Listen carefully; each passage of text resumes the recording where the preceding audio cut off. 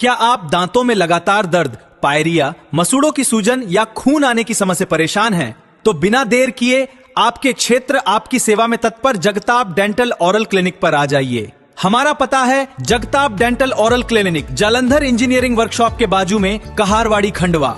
दांतों से संबंधित समस्या के लिए संपर्क करें 7004111574।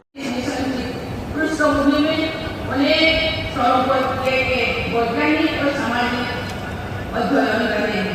ICMR, tribal research institute, AIIMS, NHM, WHO और विभिन्न राज्य सरकारों ने इस विषय के विभिन्न आयामों पर अध्ययन किए।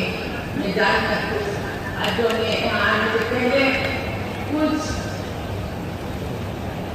स्रोत को मैं देख रही केवल आयुर्वेद भी इसमें रिसर्च करके दवा भी रिसर्च करके निकाले हैं और दोनों दवा दिया जाता है। बहुत ही अच्छी बात है। इनसे मुख्य रूप में आकलन सामने आया है। इंडिया का सबसे अधिक प्रभाव भारत की जनजातीय पट्टी में है। आज मैंने लिस्ट जो स्क्रीनिंग किया गया 17 स्टेट्स पर स्क्रीनिंग किया गया है। उनमें से मध्य प्रदेश और ओडिशा में सिकल सेल रोगियां ज्यादा पाया गया और एक परिवार पीढ़ियों से इस वजह से प्रभावित थे, लेकिन उन्हें बीमारी का नाम तो मालूम नहीं। अध्ययनों से ये भी पता चला कि भारत की जनजातीय समाज सिकल सेल रोग का प्रसार सामान्य आबादी की तुलना में कई गुना अधिक है। देश में पहली बार सार्वजनिक स्वास्थ्य, जनजातीय कल्याण, जेनेटिक साइंस और डिजिटल मॉनिटरिंग को एक साथ जोड़कर एक राष्ट्रव्यापी अभियान प्रारंभ किया गया है। देश के 17 राज्यों में कराए जा रहे इस अभियान के प्रति राज्यों ने भी पूरी तत्परता से भागीदारी की। इसके लिए मध्य प्रदेश के राज्यपाल महोदय एवं चीफ मिनिस्टर महोदय को मैं बहुत बहुत धन्यवाद देना चाहती हूँ। और जैसे अमेरिका से मिशन मॉडल इस चीज को लिए मुझे लगता है कि जो भी आज जिन लोग ग्रसित हुए हैं उन लोगों का डिस्ट्रेस कंट्रोल करने के लिए प्रयास कर रहे हैं। मुझे लगता है वो दिन दूर नहीं, ये पूरी तरह ये केवल इसी तरीके नहीं, तो आने वाले पीढ़ियों के लिए भी ये शायद एक समाप्त हो जाएगा। मैं सभी इसी मंच से मैं सभी राज्यों के अधिकारियों को, सरकार को अनुरोध करना चाहती हूँ कि एक इसको सहजता से नहीं लेना चाहिए, क्योंकि ये पीढ़ी पर पीढ़ी एक बीमारी फैलता है।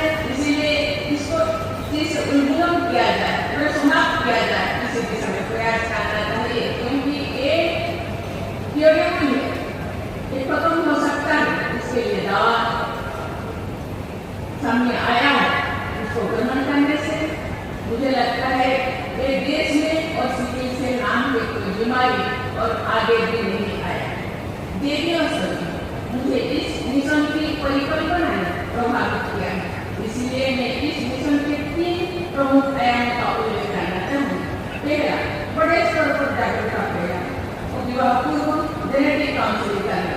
मुझे लगता है ये चीज को बेखूबी से मध्य प्रदेश में कर रहे हैं। दूसरा, जागरूक स्क्रीनिंग करके समय लेके रोग की पहचान करना है। तीसरे, प्रबंधन की समग्रता को सुनिश्चित करते हुए स्वास्थ्य देखभाल की निरंतरता बनाए रखना है। सार्वजनिक शासन की पहल के लिए से देखते हैं कि देश में पहली बार इतनी बड़ी जनसंख्या की आनुवंशिक स्क्रीनिंग डिजिटल ट्रैकिंग के साथ की जाएगी।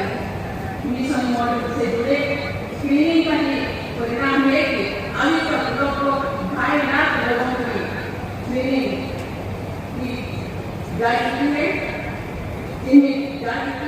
और इस रोग में 20 लाख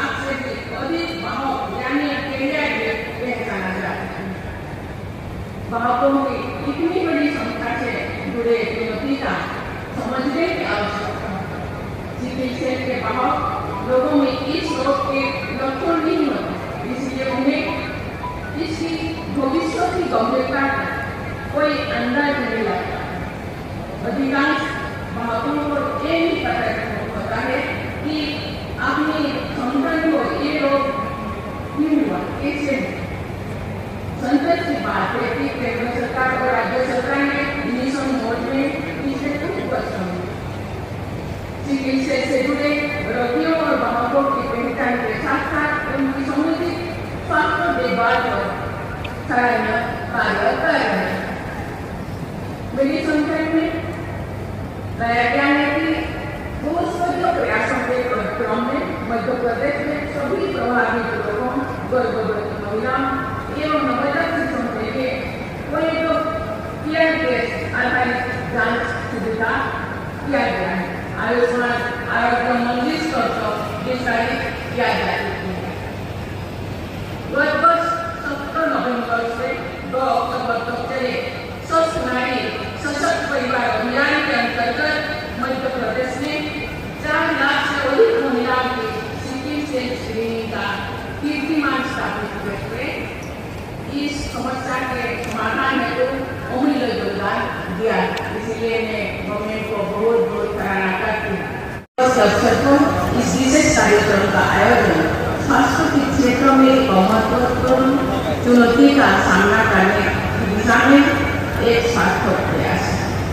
इस आयोजन से जुड़े सभी लोगों ने बहुत बहुत सराहना करती हूँ। राष्ट्रीय चिकित्सा एनीमिया उन्मूलन मिशन के अंतर्गत मध्य प्रदेश ने जो बहुआयामी उपलब्धियां हासिल की है, इसके लिए मैं राज्य सरकार की सराहना करती हूँ। संतोष की बात है वर्ष 2023 में राष्ट्रीय मिशन का शुभारंभ करते समय जो अनेक बड़े लक्ष्य देश के सामने रखा गया है, उनमें से स्क्रीनिंग का लक्ष्य समय से पहले ही पूरा हो गया है।